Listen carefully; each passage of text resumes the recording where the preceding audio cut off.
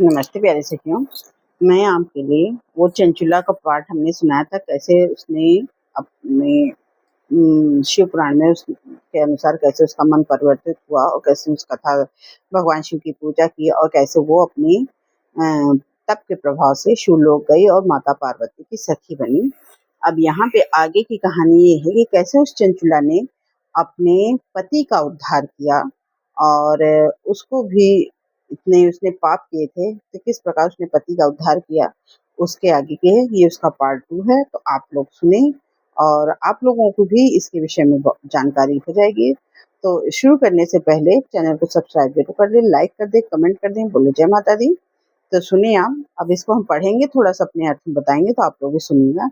इसमें है चंचुला के प्रयत्न से पार्वती जी की आज्ञा पाकर तुम्बुरु का विंध्या पर्वत शिव पुराण की कथा सुनाकर बिंदु का पिशाच योनि से उद्धार तथा करना तथा उन दोनों दंपति का शिवधाम में सुख लेना। चंचुला के पति का नाम था बिंदु।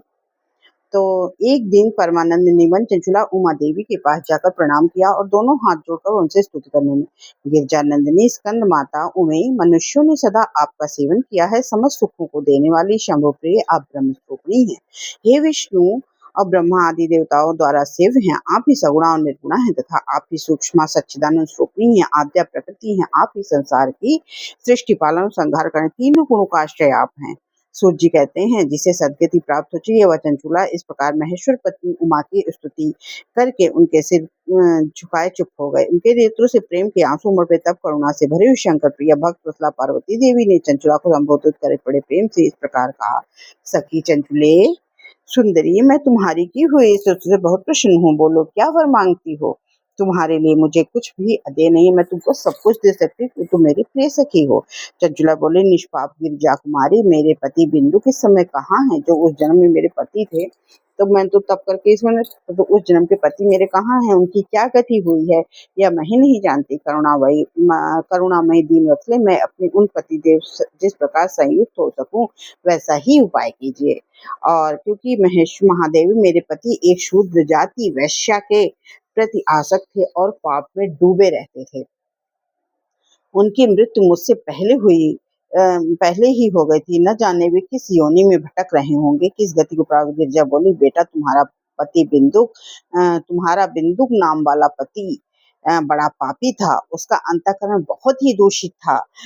वह वेश्या का उपभोग करने वाला, वह महामूढ़ मरने के बाद नरक में पड़ा और अगणित वर्षों तक नरक में नाना प्रकार के दुख भोग कर वह पापात्मा अपने शेष पाप को भोगने के लिए विंध्याचल पर्वत पर पिशाच हुआ है और पिशाच हुआ। इस समय वह पिशाच अवस्था में ही है और नाना प्रकार के क्लेश उठा रहा है। वह दुष्ट वहीं वायु पीकर रहता है और सदा सब प्रकार के कष्ट सहता है। सूर्य बोले, गौरा देवी की यह बात सुनकर उत्तम व्रत का पालन करने वाली चंचुला उस पति के महान दुख से दुखी हो गई और फिर मन को स्थिर करके उस ब्राह्मण पत्नी ने व्यथित हृदय से माहेश्वरी को प्रणाम करके पुनः पूछा, महेश्वरी? चंचुला बोली, माहेश्वरी महादेवी, मुझ पर कृपा कीजिए और दूषित कर्म करने वाले मेरे उद्दिष्ट पति का उद्धार कर दीजिए। देवी, कुत्सित बुद्धि वाले मेरे उस पापात्मा पति को किस उपाय से उत्तम गति प्राप्त हो सके, यह शीघ्र बताइए। आपको नमस्कार है। पार्वती जी ने कहा, तुम्हारा पति यदि शिव पुराण की पुण्यमयी उत्तम कथा को सुने तथा सारे दुर्गति पार करके वह उत्तम गति को भागी हो सकता है। अमृत के समान मधुर लक्षणों से युक्त गौरा देवी का यह वचन सुनकर, आदर पूर्वक सुनकर चंचुला ने हाथ जोड़कर मस्तक झुकाकर उन्हें बारंबार प्रणाम किया और पति के समस्त पापों को शुद्धि तथा गति के प्राप्त यश पार्वती देवी से प्रार्थना की कि मेरे पति को शिव पुराण सुनाने की व्यवस्था होनी चाहिए। ब्राह्मण पत्नी के बारंबार प्रार्थना करने पर शिव प्रिया गौरा देवी ने को बड़ी दया आ गई और उन्होंने गंधर्वराज तुम्बुरु को बुलाकर प्रसन्नता पूर्वक इस प्रकार, तुम्बुरु, तुम भगवान शिव में प्रीति है, तुम मेरे मन की बातों को जानकर मेरे अभिष्ट कार्य को सिद्ध करियो। तुम्हारा कल्याण हो। तुम मेरी सखी के साथ ही शीघ्र विंध्य पर्वत जाओ, वहां एक महाघोर और भयंकर पिशाच रहता है, उसका वृतांत तुम आरंभ से ही सुनो। मैं तुमसे प्रसन्नता पूर्वक सब कुछ बताया। पूर्व जन्म में वो पिशाच बिंदुक नाम का एक ब्राह्मण था, मेरी सखी चंचुला का पति था, पर वह दुष्ट वैश्यागामी था। स्नान संध्या नित्य कर्म छोड़कर अपवित्र रहने लगा। क्रोध के कारण उसकी बुद्धि मूर्छा छा गई। वह एक कर्तव्य का विवेक नहीं रहा कि क्या करना चाहिए, क्या सही है, क्या गलत, उसको कुछ भी ध्यान नहीं रहा। अभक्ष भक्षण, सज्जनों से द्वेष। अभक्ष भक्षण यानी मांस मंदिरा का सेवन, सज्जनों से देश दूषित वस्तुओं का दान लेना यही उसका स्वाभाविक कर्म बन गया। वह अस्त्र शस्त्र लेकर हिंसा करता, बाएं हाथ से खाता, दीनों को सताता, क्रूरतापूर्वक पराए घर में आग लगा देता, चांडालों से प्रेम करता, प्रतिदिन वेश्या के संपर्क में रहता, बड़ी दुष्ट था वह पापी। अपनी पत्नी का परित्याग करके दुष्टों के संग में ही आनंद मनाता था। मृत्यु पर्यंत दुराचार में फंसा रहा, फिर अंतकाल आने पर उसकी मृत्यु हो गई और वो पापियों के घोर स्थान घोर यमपुर में गया। वहां बहुत से नरकों का उपभोग करके वह दुष्ट आत्मा जीव इस समय विंध्य पर्वत पर पिशाच बना हुआ है। वह दुष्ट पिशाच अपने पापों का फल भोग रहा है। तुम उसके आगे यत्न पूर्वक शिव पुराण की इस दिव्य कथा का प्रवचन करो, जो परम पुण्यमयी तथा समस्त पापों का नाश करने वाली है। शिव पुराण की कथा का श्रवण उसके सब उत्कृष्ट पुण्य कर्म है। उसका उदय शीघ्र ही समस्त पापों को शुद्ध हो जाएगा और प्रेत योनि को त्याग कर उस दुर्गत से मुक्त होने पर बिंदुक नामक पिशाच मेरी आज्ञा से विमान पर बैठकर तुम भगवान शिव के समीप ले आओ। माहेश्वरी उमा के सूत जी कहते हैं, शौनक माहेश्वरी उमा के इस प्रकार आदेश देने पर गंधर्वराज तुम्बुर मन ही मन प्रसन्न हुए। उन्होंने अपने भाग्य की सराहना की। तत्पश्चात उस पिशाच की सती साध्वी पत्नी चंचुला के साथ विमान पर बैठकर नारद के प्रिय मित्र तुम्बुरु वेग पूर्वक विंध्य पर्वत पर गए और वहां पर जहां वो वहां उन्होंने पिशाच को, उसका शरीर विशाल था, ठोड़ी बहुत बड़ी थी, कभी हंसता, कभी रोता, कभी छलता, उसकी आकृति बड़ी विकराल थी। भगवान शिव की उत्तम कीर्ति का गान करने वाले महाबल तुम्बुरु ने उस अत्यंत भयंकर पिशाच को पाशों द्वारा बांध लिया। तदनंतर शिव ने शिवपुराण की कथा वाचने का निश्चय करके महोत्सव पूर्वक स्थान और मंडप आदि की रचना की। इतने में ही संपूर्ण लोकों में बड़े वेग से प्रचार होगा कि देवी पार्वती की आज्ञा से एक पिशाच का उद्धार करने के उद्देश्य शिव पुराण की उत्तम कथा का तुम्बुरु विंध्य पर्वत पर गए। फिर तो उस कथा को सुनने के लोभ से देवर्षि ही शीघ्र वहां पर आदर पूर्वक शिव पुराण सुनने के लिए आए। लोगों को उस पर्वत पर बड़ा अद्भुत और कल्याणकारी समाज जुट गया। फिर तुम्बुरु ने उस पिशाच को पाशों से बांधकर आसन पर बिठाया और हाथों में वीणा लेकर गौरीपति की कथा का गान आरंभ किया। पहली अर्थात विधेश्वर संहिता लेकर 7वीं वायु संहिता तक महात्म्य सहित शिवपुराण की कथा उन्होंने स्पष्ट वर्णन किया। सातों संहिताओं सहित शिवपुराण का आदरपूर्वक श्रवण करने से वे सभी श्रोतागण पूर्ण कृतार्थ हो गए और उस परम पुण्यमय शिवपुराण को सुनकर उस पिशाच ने अपने सारे पापों को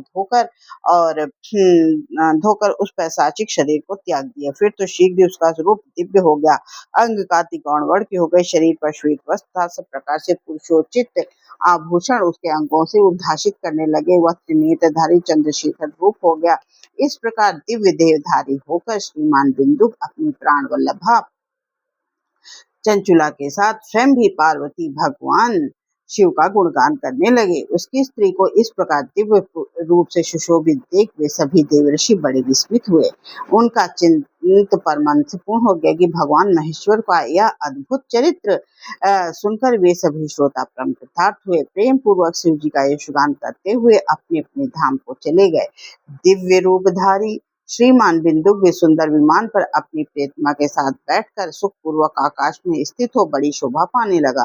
तदनंतर महेश्वर के सुंदर एवं मनोहर गुणों का गान करता हुआ अपनी प्रियतमा तुम्बुरु के साथ शीघ्र ही शिवधाम में जा पहुंचा, जहां भगवान महेश्वर तथा पार्वती देवी ने प्रसन्नता पूर्वक बिंदु का सत्कार किया और उसे अपना पार्षद बना लिया और अपनी पत्नी चंचुला पार्वती जी की सखी हो गए। उस घनीभूत जो स्वरूप परमानंद सनातन धाम में अविचल निवास पाकर वह दंपति परम सुखी हो गए। इस प्रकार सखियों, ये शिव पुराण का केवल ये महात्मा है कि शिव पुराण के पढ़ने से, इसका महत्व सुनने से क्या होता है कि एक स्त्री ने केवल एक जीवन भर पाप किया, पर एक वैराग्य से जब उसने ब्राह्मण के मुख से सुना कि अगर कोई पाप करता है तो उसकी योनि में लोहा पिघला के डाला जाता है, उसने नरक को वर्णन सुना कि इस पाप करने से ये होता है, उसका मन वहां से हटा और वो जीवन पर्यंत माता शिव भगवान की पूजा करती रही। जब वो शिवलोक पहुंची तो वहां पे वो शिव माता पार्वती की सखी बनी और शंकर जी भगवान की पूजा की। फिर अचानक उसको अपने पति की याद आई और तब उसने माता पार्वती से प्रार्थना की। माता पार्वती से बहुत प्रार्थना की, तो उसके बाद उसके पति का किस प्रकार उद्धार हुआ ये उसका वर्णन था। तो इसीलिए हम लोगों को अपने जीवन में अच्छे से अच्छा कर्म करना चाहिए। कभी भी हम लोगों को कोई बुरा कर्म चाहिए। सोचिए उन्हें कितना, उसके किसी जन्म के पुण्य थे कि उसको इस तरह पत्नी मिली और उसका इस तरह उद्धार हुआ। नहीं तो आजकल कितना ही लोग पाप करते हैं पर उनको अपने पाप का ज्ञान नहीं रहता है, अपने ही माता-पिता को सताते हैं। अब आपको हम किसी और कहानी में किसी और उसके साथ मिलेंगे और ये शिव पुराण है। अब इसी को पढ़ेंगे अब सावन भर, इसी के विषय में आपको बताते जाएँगे। तो धन्यवाद, आप सबको प्रणाम। जय माता दी। बोलिए प्रेम से माँ दुर्गा की जय, माँ जगदम्बा की जय, बोलो शिव भगवान की जय, बोलो माँ उमा महेश्वरी की जय।